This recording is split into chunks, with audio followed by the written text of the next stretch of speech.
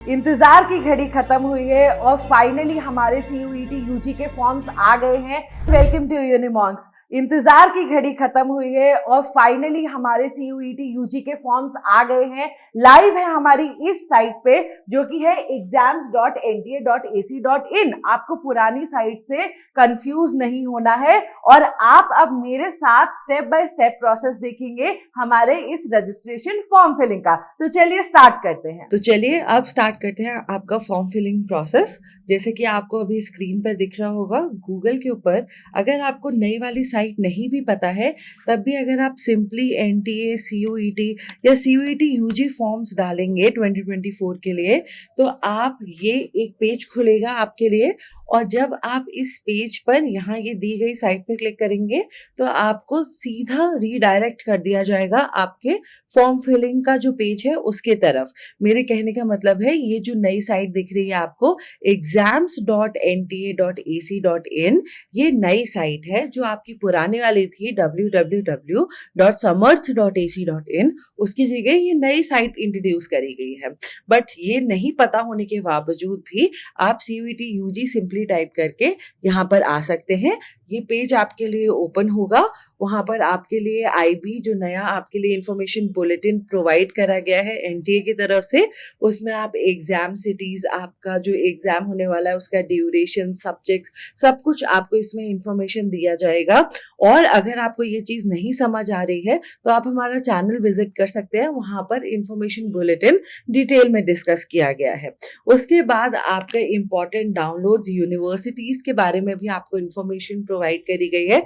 यहाँ पे आप देख रहे हैं जैसे कि, तो यहाँ पे पार्टिसिपेटिंग जितनी भी आपकी यूनिवर्सिटीज होंगी जैसे कि central, deemed private, state universities, वो सभी आपको यहाँ पे प्रोवाइडेड है। और इनकेस अगर आपको कोई भी प्रॉब्लम आ रही है और आप NTA से कांटेक्ट करना चाहते हैं तो वहाँ पे ये भी ऑप्शन है आपको, यहाँ पे आपको नंबर्स एंड वेबसाइट अवेलेबल होगी। अब हम फॉर्म फिल करने की तरफ बढ़ेंगे, तब आपका जो फॉर्म फिलिंग है वो आपको यहाँ पे दिख रहा होगा। लेटेस्ट न्यूज के अंदर आपको click here for registration and login के ऊपर क्लिक करना होगा। आपको ये जो नीचे पब्लिक नोटिस है उसके ऊपर क्लिक नहीं करना है। काफी लोग इसी के ऊपर क्लिक कर रहे हैं और फिर वो क्लिक करते टाइम फिर उसके बाद एरर शो कर रहा है, तो वो लोग सोच रहे हैं कि साइट हैंग हो रही है। बट ऐसा नहीं है, आपको ऊपर ध्यान देकर सही जगह पे रजिस्ट्रेशन और लॉगिन के ऑप्शन पे क्लिक इन करना है। जैसे ही आप इसके ऊपर क्लिक करेंगे वैसे ही आपके सामने ये नया पेज खुलेगा जो कि कुछ इस तरीके का दिखाई देगा। अब इस पेज के दो डिविजन्स हैं, लेफ्ट एंड राइट। जो राइट वाला है आपका डिवीजन, उसके अंदर आपको एप्लीकेशन फॉर एग्जाम का नाम दिख रहा है। उसके बाद आपका एप्लीकेशन नंबर और पासवर्ड के लिए पूछ रहा है। बट अगर आप न्यू कैंडिडेट हैं तो ये सब इंफॉर्मेशन आपके पास नहीं होगी, इसीलिए आपको जरूरी है कि आप न्यू कैंडिडेट रजिस्टर्ड हियर पे क्लिक करें। जैसे ही आप यहाँ पे क्लिक करेंगे आपके सामने इंपॉर्टेंट इंफॉर्मेशंस जैसे कि आपकी फीस कैटेगरी वाइज, प्लस आप अगर कोई और एडिशनल सब्जेक्ट करना चाहते हैं ऐड तो उसमें भी कैटेगरी वाइज ही आपका फी चार्ज किया जाएगा। वो एडिशनल सब्जेक्ट सबके लिए सेम फी चार्ज नहीं हो रहा है। दूसरे इंपॉर्टेंट आपके जो चीजें हैं जैसे कि हमें ध्यान रखना है कि हमें वो चीजें नहीं करनी है जिससे हमारा फॉर्म रिजेक्ट हो जाए। जैसे कि एक लड़की थी पहले लास्ट ईयर जिन्होंने फॉर्म भरा था, तो उन्होंने क्या किया था, 3 सब्जेक्ट्स मिनिमम चूज करने होते हैं, वो उन्होंने 2 ही सब्जेक्ट्स चूज करे जिसकी वजह से उनका फॉर्म ही रिजेक्ट हो गया और फिर उन्हें 1 साल ड्रॉप करना पड़ा। तो हमें यही चीजें ध्यान देते हुए चलना है। माना CUET UG के लिए NTA ने जो नई इंफॉर्मेशन आपके लिए बताई है उसमें नंबर ऑफ सब्जेक्ट्स कम हो गए हैं, 10 to 6 हो गए हैं, बट मिनिमम भी कितने हैं ये भी हमें देखते हुए चलना है, दैट इज 3। तो यही सब चीजें हमें ध्यान में रखते हुए फॉर्म फिलिंग आगे कंटिन्यू करनी है। आप जैसे कि देख पा रहे हैं अभी रजिस्ट्रेशन फॉर्म स्टेप 1 में लिखा हुआ है। रजिस्ट्रेशन फॉर्म जब आप फिल इन करते हैं तब आपको नॉर्मल बेसिक इंफॉर्मेशन भरनी होती है।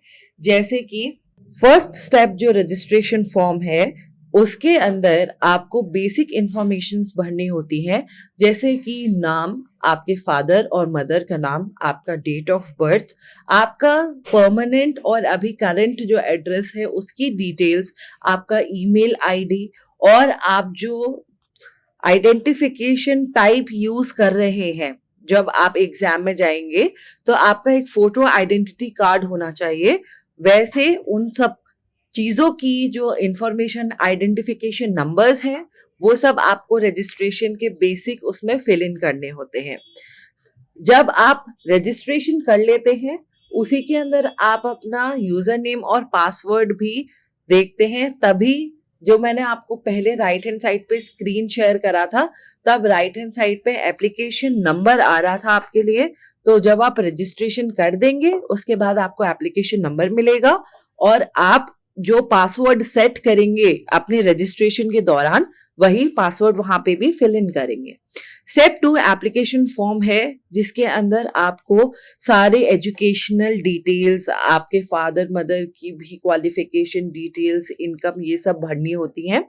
उसके बाद आपको अपने स्कैन्ड फोटोग्राफ्स भी देने होते हैं, जिसके अंदर जैसे कि आप स्क्रीन पे देख पा रहे हैं कि फोटोग्राफ शुड बी कलर्ड और ब्लैक एंड व्हाइट, कुछ भी हो सकता है, बट कॉन्ट्रास्ट क्लियर होना चाहिए। उसके बाद फॉर्मेट भी एक ही तरीके का दे रखा है। आपको पीएनजी, पीडीएफ या फिर मोस्ट कॉमन जेपीईजी फॉर्मेट भी यूज नहीं करना है। जेपीजी फॉर्मेट दे रखा है और वही यूज करना है for your photograph and signatures. उसके बाद साइज ऑफ स्कैन फोटोग्राफ भी दे रखा है, that is 10 KB to 200 KB। Signature भी आपके स्कैन करके जो जाएंगे शुड बी मिनिमम भी आपको ध्यान रखना है 4 KB होना ही चाहिए और 30 KB के बीच में होना चाहिए। उसके बाद आप अगर कोई सर्टिफिकेट यूज कर रहे हैं, जैसे PWD सर्टिफिकेट या फिर आपके रिजर्वेशन सर्टिफिकेट्स जैसे कि OBC, SC ST, तो फिर आप क्या करेंगे, वो सर्टिफिकेट्स भी अपलोड करेंगे 50 KB से लेके 300 KB के बीच में। तो ये बात थी आपके स्कैन फोटोग्राफ्स और उनके दिए गए कितना वॉल्यूम के अंदर आपको अपलोड करनी है, किस फॉर्मेट में अपलोड करनी है। इसके बाद इंपॉर्टेंट इंफॉर्मेशन दे रखी है आपके फ्यूचर के लिए कि आपको अपना कार्ड संभाल के रखना है, फोटोग्राफ सिग्नेचर ऐसा होना चाहिए। ये सब चीजें आप ध्यान से पढ़ेंगे कि आपकी फोटोग्राफ ब्लर नहीं होने चाहिए और सिर्फ करेक्शन कुछ ही चीजों में परमिटेड होगा। स्टेप 3 में जब हम आगे बढ़ेंगे, तब उसके अंदर हम लोग पेमेंट के गेटवेज देख रहे हैं कि आपको net banking, debit card, credit card and UPI की सुविधा दी गई है। तो ऊपर दिए गए जितने भी जनरल कैंडिडेट्स या फिर बाकी रिजर्व्ड कैटेगरीज हैं, वो अपना उनका जो पेमेंट सिस्टम है, वो आपको अमाउंट आपकी स्क्रीन पे दिया जाएगा और वो आप तब स्कैन करके आगे इसमें भरेंगे। बाकी ये इंपॉर्टेंट इंफॉर्मेशन है आपके पासवर्ड वगैरह को सेट करने की, ये आप पढ़ेंगे तभी आपका पासवर्ड मान्य होगा, नहीं तो आप पासवर्ड नहीं कर पाएंगे। नीचे एक चेक बॉक्स दे रखा है, चेक बॉक्स में जब आप चेक इन करेंगे तो उसके बाद ये मानेगा कि आपने ये जो इंपॉर्टेंट इंफॉर्मेशन दी गई है वो पढ़ ली है और आप क्लिक हियर टू प्रोसीड करेंगे। जैसे ही आप क्लिक हियर टू प्रोसीड करेंगे, आपके पास ये सारे ऑप्शंस आएंगे जिनके थ्रू आप अपना फोटो आइडेंटिटी कार्ड जब आप एग्जाम देने जाएंगे तब आपको दिखाना होगा। तो वो सारे ये ऑप्शंस हैं। मान लीजिए मैं पैन कार्ड वाला ऑप्शन चूज कर रही हूँ, तो नीचे मुझे पैन कार्ड का नंबर भरना होगा और जैसे ही मैं नंबर फिल इन करूंगी, वैसे ही मेरे को क्लिक हियर टू प्रोसीड का ऑप्शन आएगा और हम रजिस्ट्रेशन करेंगे। रजिस्ट्रेशन जब हमने बेसिक कर ली है, रजिस्ट्रेशन के लिए मैंने पहले ही आपको बताया था कि आपको बेसिक इन्फॉर्मेशन क्या फिल इन करनी थी। अब मैंने चूंकि रजिस्ट्रेशन कर लिया है, तो मैं यहाँ simply application number fill in करूंगी। एप्लीकेशन नंबर आपके फोन पर मेल द्वारा आ जाएगा। जो भी आप मेल डालेंगे उसमें आपका एप्लीकेशन नंबर लिखा हुआ होगा, तो आप वही फिल इन करेंगे या फिर आप स्क्रीनशॉट भी ले सकते हैं जब आपका एप्लीकेशन नंबर इशू होता है। जो मैंने पासवर्ड फिल इन किया था, अब मैं वो डालूंगी जो मैंने पहले ही सेट कर रखा है। नीचे सिक्योरिटी पिन दे रखा है, वो सिक्योरिटी पिन हम ध्यान से देखकर इसमें फिल इन करेंगे। लॉगिन के ऊपर क्लिक करते ही आपका कुछ ऐसा पेज खुलेगा और जिसमें हमने अपना एप्लीकेशन नंबर, पासवर्ड और पिन फिल इन कर दिया है। लॉगिन के ऊपर क्लिक करते ही अभी मेरे को शायद ये पिन सही से नहीं दिखा है, तो हम दोबारा से चेंज भी कर सकते हैं रिफ्रेश करके। जैसा कि आप देख पा रहे हैं कि मैंने एप्लीकेशन नंबर, पासवर्ड और सिक्योरिटी पिन डालकर अपना रजिस्ट्रेशन में चेक इन दिखा रहा है, वो कंप्लीट हो गया है। अब हमारे पास 2 ही ऑप्शन और बचे हुए हैं, दैट इज एप्लीकेशन फॉर्म और फी पेमेंट। तो हम लोग एप्लीकेशन फॉर्म की तरफ बढ़ेंगे। यहाँ नीचे आपको एप्लीकेशन नंबर दिख रहा होगा जो डिस्प्ले हो रहा है। तो जैसे कि आप स्क्रीन पे देख पा रहे हैं कि आपने एप्लीकेशन नंबर फिल इन करा है, उसके बाद आपने पासवर्ड फिल इन करा है और उसके बाद सिक्योरिटी पिन। जैसे ही आप ये सारा चीज फिल इन करेंगे, आप दोबारा से एक आपके सामने पेज ओपन होगा जिसके अंदर आपने रजिस्ट्रेशन फॉर्म में जो इंपॉर्टेंट चीजें फिल इन करी थी, जैसे कि आपका नाम, वो डिस्प्ले हो रहा होगा। अब आपका डैशबोर्ड क्रिएट हो गया है और आपका रजिस्ट्रेशन भी कंप्लीट हो गया है। अब आपको एप्लीकेशन फॉर्म कंप्लीट करना है और फी पेमेंट कंप्लीट करना है। ये 2 चीजें आपको कंप्लीट करनी है। नीचे आपका एप्लीकेशन नंबर भी डिस्प्ले हो रहा है। तो हम लोग कंप्लीट एप्लीकेशन फॉर्म, एक नीचे ऑप्शन है, उस पर क्लिक करेंगे तो हम लोग रिडायरेक्ट होंगे फिर इस पेज की तरफ। यहाँ पर जैसे कि हम देख पा रहे हैं कि प्रेजेंट एड्रेस जो हमने रजिस्ट्रेशन फॉर्म भरते टाइम फिल किया था, वो हमारा ऑटोमेटिकली यहाँ पे फिल हो गया है। नंबर भी फिल हो गया है, पिन कोड और ईमेल एड्रेस भी। मैंने क्लिक करा था कि मेरा परमानेंट एड्रेस अभी प्रेजेंट एड्रेस के बराबर सेम ही है, कोई डिफरेंस नहीं है, तो इसीलिए वो भी फिल इन हो गया है। और यहाँ पे मैंने आई अग्री कर दिया है। जैसे ही मैं आई अग्री कर रही हूँ, सेव एंड नेक्स्ट का ऑप्शन आ रहा है, कॉन्टेक्ट डिटेल्स सेव हो गई है। उसके बाद आपका जो आईडी नंबर है वो आप यहाँ पर डालेंगे। उसके बाद आपकी सारी डिटेल्स यहाँ पर आ चुकी हैं। यहाँ पे आइडेंटिफिकेशन नंबर यहाँ से भी कॉपी कर सकते हैं। अब हम लोग आगे बढ़ेंगे और देखते जाएंगे। आइडेंटिटी टाइप मैंने पैन कार्ड चूज किया था, उसका आइडेंटिफिकेशन नंबर आ गया है। स्टेट ऑफ डोमिसाइल, अगर आपने दिल्ली से ही 12th करा है या फिर आपकी कोई प्रॉपर्टी है दिल्ली में, तब आप चूज करेंगे स्टेट ऑफ डोमिसाइल। और या फिर ये दोनों चीजें, अगर आप किसी और स्टेट से बिलोंग करते हैं तो आप स्टेट ऑफ डोमिसाइल फिर वो चूज करेंगे। उसके बाद क्या आप PWD कैटेगरी में आते हैं, उसके लिए भी आपका 40%, लेस देन 40% और मोर देन 40% भी दे रखा है। तो जिस भी कैटेगरी में आप आते हैं वो चूज करेंगे। इस केस में कैंडिडेट PWD नहीं है तो हम नो चूज करेंगे। फादर और गार्जियन की जो एजुकेशन है वो चूज करेंगे। और उसके बाद ऑक्यूपेशन चूज करेंगे, जो भी है, इंजीनियरिंग, डॉक्टर, जो भी है आपके फादर, तो वो भी आपको ऑप्शंस दे रखे हैं, वो चूज करेंगे। मदर गार्डियन है, उनका भी आप एजुकेशन चूज करेंगे एंड देन ऑक्यूपेशन चूज करेंगे कि वो क्या करती हैं। उसके बाद एनुअल इनकम जो है आपके पेरेंट्स की, वो क्या 8 लाख से अबव है या फिर बिलो है, जितना भी आप उस कैटेगरी में डालेंगे, वो एक बार स्लैब दे रखा है यहाँ पे आपको, वो चूज करेंगे। उसके बाद are you a twin and both applying for CUET? No, इस केस में नो है। अगर आप ट्विन हैं और दोनों ही CUET UG के लिए अपेयर हो रहे हैं तो फिर आप उसमें यस लिखेंगे और बाकी की डिटेल्स फिल इन करेंगे। क्या आप डायबिटिक हैं? अगर हैं तो यस लिखिए, नहीं है तो नो लिखिए। अर्बन या रूरल जगह से बिलोंग करते हैं, रूरल से करते हैं, तो फिर वहां का आप चूज कर सकते हैं। इस केस में स्टूडेंट जो है वो अर्बन है। उसके बाद यहाँ पर जो आप किस तरीके से प्रिपेयर कर रहे हैं इस एग्जाम के लिए, वो चीज बताई गई है। तो ऑनलाइन कोचिंग, ऑफलाइन जो भी है आपका, वो आप इंडिविजुअल ट्यूशंस जो भी हैं वो फिल इन कर सकते हैं।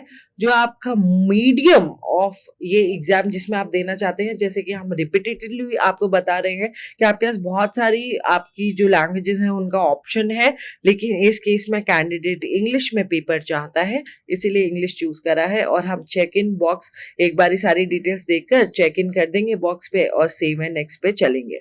जैसे ही हम सेव एंड नेक्स्ट करेंगे तो वैसे ही हम लोग दूसरे पेज पे रीडायरेक्ट होंगे। यहाँ पे देखिए एक चीज हमसे मिस हो गई, कैटेगरी वो फिल इन नहीं करी थी, तो इसीलिए वो आगे रीडायरेक्ट नहीं हो रहा था। अब हम नेक्स्ट, सेव एंड नेक्स्ट करेंगे। अब हम नेक्स्ट पे सेव एंड नेक्स्ट करते ही हमारे पास ये ऐसा पेज खुलेगा जिसमें वो पूछ रहे हैं कि क्या आप बीपीएल हैं, अगर हैं तो यस करेंगे, नहीं है तो नो। कश्मीरी माइग्रेंट के लिए भी स्पेसिफिकली आस्क है, क्योंकि आपको पता है बहुत ही बड़ी यूनिवर्सिटीज जैसे कि दिल्ली यूनिवर्सिटीज कश्मीरी माइग्रेंट और बाकी यूनिवर्सिटीज भी कश्मीरी माइग्रेंट्स के लिए अलग से कोटा प्रोवाइड करती है। वार्ड ऑफ डिफेंस पर्सनल हैं या नहीं वो फिल इन करेंगे।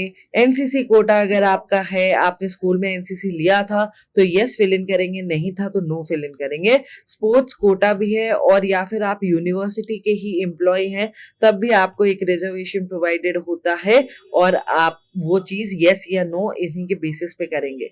अब हम सेव एंड नेक्स्ट करेंगे और आगे बढ़ेंगे अपने एजुकेशनल क्वालिफिकेशंस की तरफ। रिजल्ट स्टेटस पास है ऑब्वियसली 10th का, क्योंकि हम ग्रेजुएशन का एग्जाम लिखने जा रहे हैं, तो ग्रेजुएशन का एग्जाम लिखेंगे अगर, तो फिर हमारा जो 10th का पास है वो तो ऑब्वियसली हमने कर ही रखा है। अगर आप इसी ईयर पास कर रहे हैं 12th 2023 में, तो फिर आपका लास्ट 2022 तक है, रिजल्ट अवेटेड 12th के लिए दिखाई देगा, लेकिन आपका जो 10th है उसके लिए आप 2021 लिखेंगे। उसके बाद प्लेस ऑफ स्कूलिंग अर्बन लिखेंगे, टाइप ऑफ स्कूलिंग लिखेंगे कि आप गवर्नमेंट स्कूल में गए थे या फिर आपका स्कूल प्राइवेट था, केंद्र विद्यालय था, किस टाइप का आपने मोड चूज किया था वो लिखेंगे।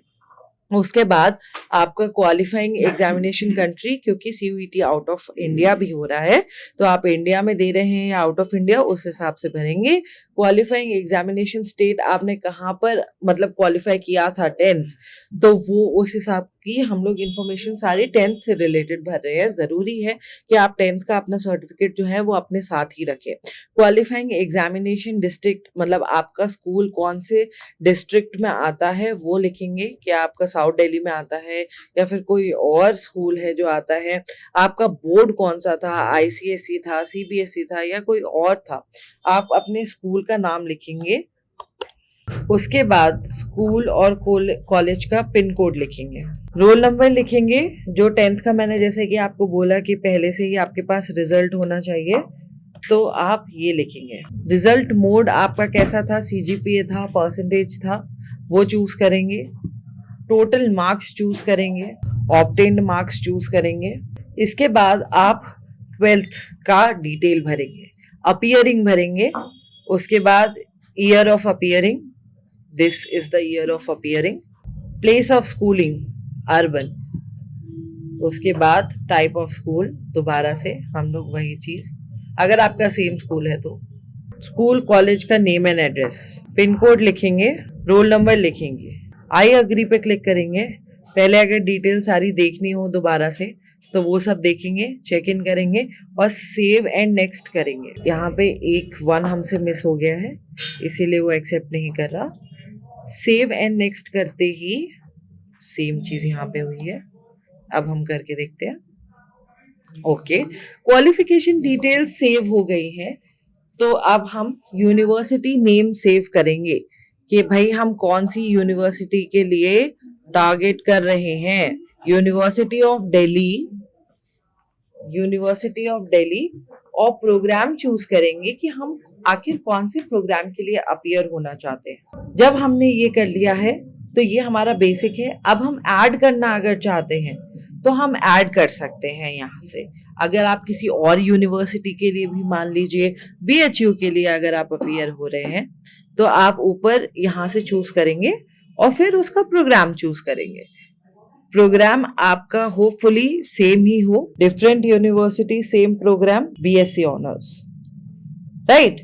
अगर आपको अब इसके बाद और भी चूज करना है तो आप वो भी चूज कर सकते हैं। यहाँ से ऐड करके यूनिवर्सिटी का नाम सिलेक्ट कीजिए दिए गए इसमें से, और सिलेक्ट प्रोग्राम नेम में से आप अपने प्रोग्राम का नेम भी चूज कर सकते हैं। अभी आप अगर बीएससी केमिस्ट्री को फोकस कर रहे हैं तो आपने अपना सब्जेक्ट कॉम्बिनेशन वैसे ही बनाया होगा, लेकिन बहुत सारे ऐसे प्रोग्राम्स भी हैं जिसमें अगर आपने अपना subject combination language plus 3 domain subjects, chemistry अगर करना है बीएससी तो आपने फिजिक्स केमिस्ट्री चूज किया होगा, मैथमेटिक्स चूज करा होगा, थर्ड सब्जेक्ट या बॉटनी या बायो चूज किया होगा। लेकिन अगर उसके साथ जीटी का कॉम्बिनेशन बना रहे हैं तो बहुत सारे ऐसे कोर्सेज हैं जिसमें सिर्फ इंग्लिश या जीटी चाहिए होता है। तो अगर आप बीएससी केमिस्ट्री के साथ अगर ये चाहते हैं कि अगर जेएनयू में आपको लैंग्वेज कोर्स मिल जाए तो आप वो भी चूज कर सकते हैं इसमें। क्यों? क्योंकि लैंग्वेज में आपने इंग्लिश चूज किया होगा और साथ में आपके 3 डोमेन सब्जेक्ट्स के अलावा जीटी भी होगा। और जेएनयू में अगर आप फॉरेन लैंग्वेज से बैचलर्स करना चाहते हैं तो आपकी रिक्वायरमेंट सिर्फ इतनी ही है। तो ये मेरा आपको बाकी यूनिवर्सिटीज के लिए सुझाव था। फिलहाल के लिए मैंने आपको सिर्फ 2 यूनिवर्सिटीज और आपकी बीएससी प्रोग्राम के लिए ही चूज करके दिखा दिया है। जब हमने ये प्रोग्राम्स चूज कर लिए हैं तब हम आई अग्री पे क्लिक कर रहे हैं और ये डिटेल सेव कर रहे हैं। जब हमने यूनिवर्सिटी प्रोग्राम डिटेल सेव कर ली है तो अब हम अपना टेस्ट पेपर सब्जेक्ट 1, 2, 3, 4, 5, 6 चूज करेंगे। जैसे कि मैंने अभी आपको बताया कि आपको 6 सब्जेक्ट्स तक ही हो गया है, 10 से रिड्यूस हो गया है और उन सभी सब्जेक्ट्स की आप मीडियम भी चूज कर सकते हैं। तो टेस्ट 1 पेपर जो है हमारा उसमें मैं इंग्लिश लैंग्वेज चूज कर रही हूँ, जिसमें automatically medium of test paper obviously English आ जाएगा। उसके बाद मैं सब्जेक्ट 2 चूज कर रही हूँ। तब मैं अपने सब्जेक्ट कॉम्बिनेशन जो मैंने बना रखा है इतने दिनों से, जिसका मेरे को बेसब्री से इंतजार था बढ़ने के लिए, तो मैं केमिस्ट्री चूज करूंगी और इसके अंदर मैं केमिस्ट्री का पेपर इंग्लिश में देना चाहती हूँ तो इंग्लिश चूज करूंगी। उसके बाद हम केमिस्ट्री के साथ दूसरा कॉम्बिनेशन सब्जेक्ट चूज करेंगे। मैं इसमें केमिस्ट्री के बाद फिजिक्स ढूंढ रही हूँ।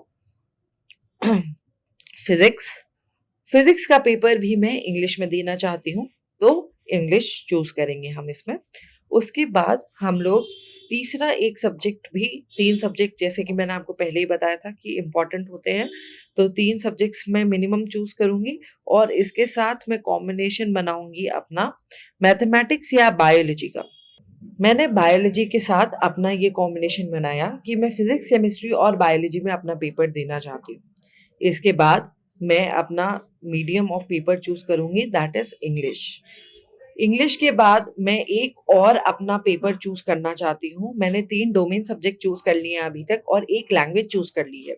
इसके बाद मैं लास्ट में एक जीटी और दे रखा है, वो और चूज करना चाहती हूँ, तो इसीलिए मैं जीटी चूज कर रही हूँ जिसका कोड है 501।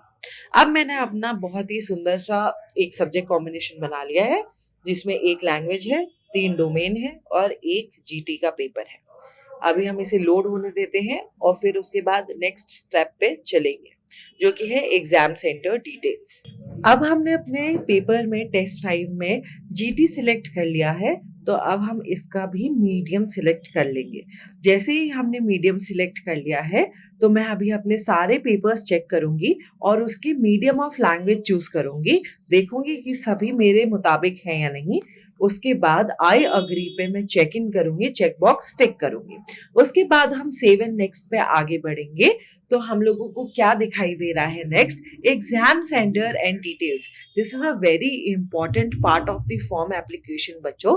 इसमें आपको ध्यान रखना है कि आपका जो एग्जामिनेशन सेंटर है वो एक बहुत ही इंपॉर्टेंट सिटी आपको चूज करना होगा। बाद में आप ये नहीं कह सकते कि आपका सिटी सेंटर दूर था या फिर आपने चूज नहीं कर पाया, गलत चूज हो गया। आपको ध्यान से अपना सेंटर इसी प्रकार से चूज करना है कि आपने जो सेंटर चूज किया है उसके थोड़े पास वाली सिटी में भी आपका सेंटर शिफ्ट किया जा सकता है। अगर आपके सेंटर पे कम स्टूडेंट्स हुए तो 2 सेंटर्स को मर्ज भी किया जा सकता है। तो इतना रेशियो अपने पास लेकर चले कि आप साथ वाली सिटी में भी पहुंचने तक का आपके पास समय हो, या फिर आप वही सिटीज चूज करें जहाँ पे आपके ऑलरेडी रिलेटिव्स रहते हो, और या फिर आप वहां पर अच्छी तरह पहुंचकर एग्जाम टाइम पे लिख सके। तो that's why this is an important step जहां पे आप फर्स्ट सिटी का अपना चूज करेंगे सेंटर। जब आपने एग्जाम सेंटर चूज कर लिया है तो आप सिटी फिर चूज करेंगे। जैसे मैंने दिल्ली चूज किया तो मैंने first choice for exam city भी चूज कर लिया है। उसके बाद सेकंड चूज मैंने मान लीजिए उत्तर प्रदेश करूंगी मैं, तो मेरे पास इतने सारे ऑप्शंस हैं उत्तर प्रदेश में, तो मैं यहाँ पे नोएडा ढूंढ रही हूँ जो दिल्ली के पास है, तो मैं नोएडा चूज कर लिया है। उसके बाद मैंने मान लीजिए तीसरा हरियाणा चूज करा और वहां पे मैं फरीदाबाद में जाना चाहती हूँ, तो फरीदाबाद हो गया।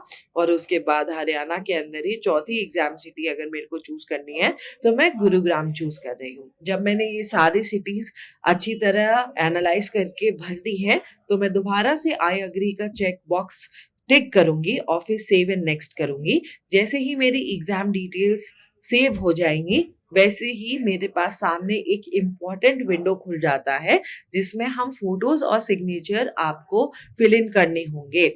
फोटोज और सिग्नेचर में आपका डॉक्यूमेंट फॉर्मेट जेपीजी और जेपीईजी अलाउड कर रखा है। मिनिमम 10 KB से लेके मैक्सिमम 200 KB ये फोटोग्राफ के लिए है।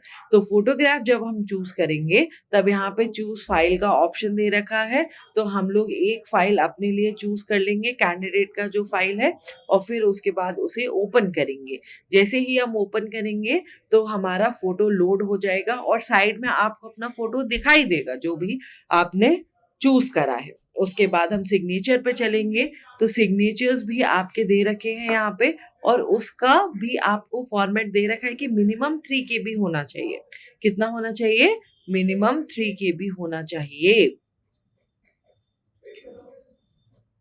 मिनिमम 3 KB और मैक्सिमम 30 KB का जब हमने इमेज देख लिया है, अब हमने जैसे ये फाइल चूज करा तो इसमें ये बता रहा है कि इसका साइज 30 KB से ज्यादा है, तो अब हम दूसरा रिसाइज करा हुआ इमेज चूज करेंगे।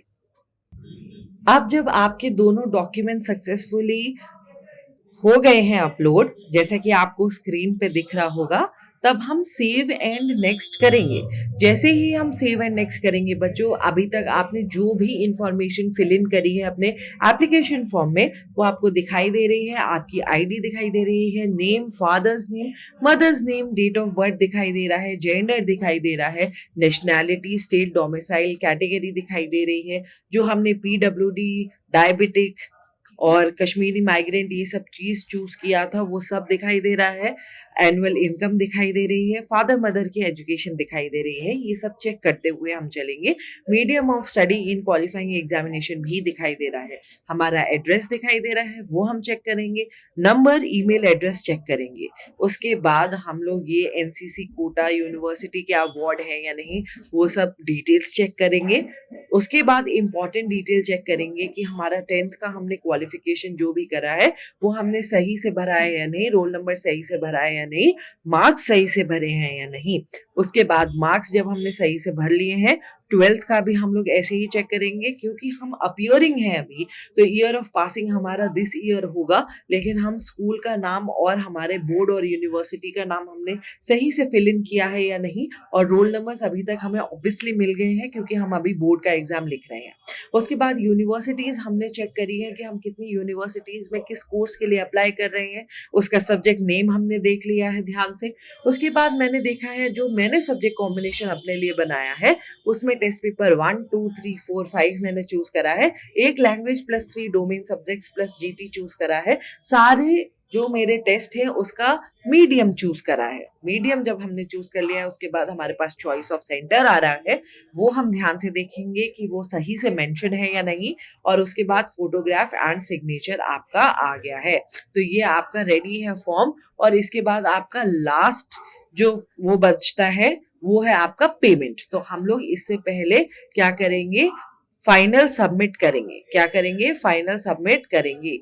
बट इससे पहले हम लोग यहाँ पे मोबाइल नंबर वेरीफाई करेंगे क्योंकि हमारा मोबाइल नंबर पे ही OTP आता है, तो इसीलिए वो कंफर्म करना चाहते हैं कि हमारा मोबाइल नंबर सही है या नहीं। अब जैसे ही मैं ये कैप्चा डालूंगी वैसे ही हमारे मोबाइल नंबर पे एक OTP आएगा।